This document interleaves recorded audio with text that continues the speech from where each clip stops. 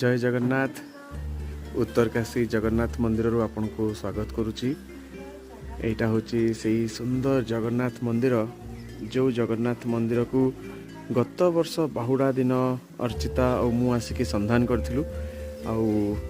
आज पुणी थे बाहुड़ा यात्रा रे आमे प्रभु का आशीर्वाद रे एठी आसी पहुंची पारचु। आपण देखि पारचु केते सुंदर केते भव्य जगह केते बढ़िया एठी देखा जाउची परिवेश। एटा होची बरुणापट पर्वत आउ बरुणापट पर्वत को केमिति मेघ घोटे की रखी देखो केते सुंदर ए व्यू केते सुंदर लगुची ए परिवेश।